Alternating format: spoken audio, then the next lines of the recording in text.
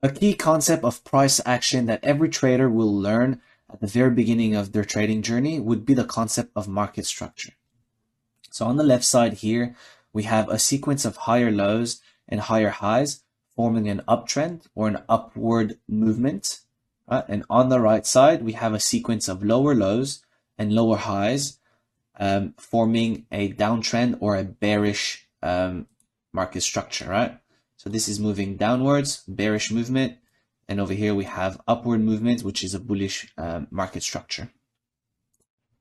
Now, the importance of this concept is on a multi-time frame analysis perspective, which is to truly understand whether if we're in a pullback or a retracement or an impulsive or an extension phase, right? Especially when we're framing up trades on the lower time frames.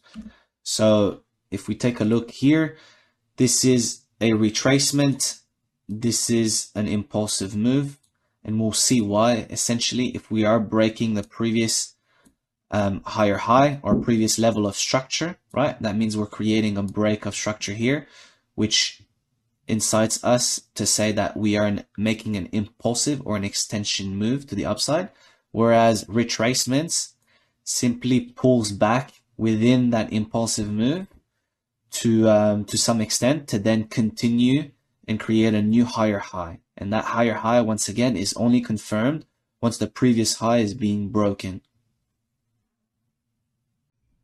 Hi guys, welcome to a multi-time frame market structure video.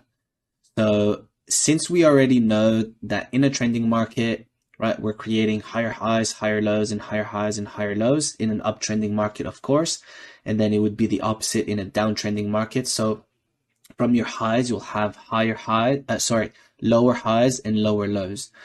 In this specific recording, I'm just showing an example of a multi-time frame market structure in an uptrending market, and it's self-explanatory for the downtrending market. Okay, so as you can see here on the screen, we have our white line, which would be our higher time frame market structure, right? And then our yellow lines would be our shorter time frame, our lower time frame market structure.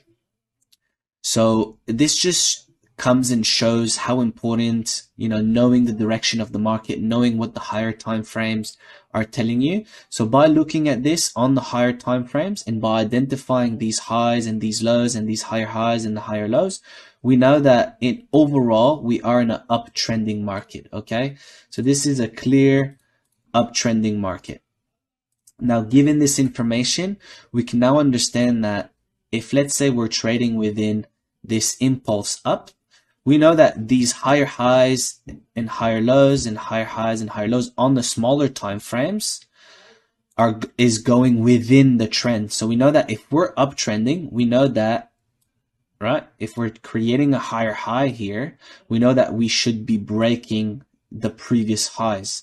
So if you're taking a trade within this area or this area or this area for XYZ reason, right? So remember, we trade based on a confluence, on different points of confluence. So whether it's, market structure, trend lines, EMAs, whatever your confluence is and giving you a reason to buy, we know that we're buying within the higher time frame trend, right? So then your targets can be much greater than in the case of a counter trend trade. Okay, we're not going to go into details right now to that, so we're just going to keep going within this trend here. So if we're taking a trade here, we know that a really good target would be at the previous highs, right? And then we can go and try and reach our extension target. So this could be your first extension level, and this could be your second extension level. And we can determine those extension points based on Fibonacci's. In the previous videos, you have seen roughly, how to use Fibonacci levels, but there will be a more advanced section to that, okay, to really pinpoint where to exit your trades, or even better, to take partial profits and, of course, manage your trade and manage your risk in that sense. Okay, so in the other hand as well, it's really important to understand as well. So once we kind of reach those extension points and you know, other reasons telling you that, okay, this could be a potential new high, and then we can start creating a pullback. So this pullback on the higher time frame, let's say the daily, we understand that we are counter trending on the higher time frames, but the lower time frames will be downtrending, and you can tell with this market structure with the yellow line. So you can clearly see this is your high, you know, your low, lower high, lower low, lower high, lower low, and so on. And this is confirmed once price breaches the previous low here, creating this low here, then comes back, creates a lower high because it failed to, you know, to continue within the uptrend, right? We're not seeing this. We're seeing downtrending markets on the lower time frames.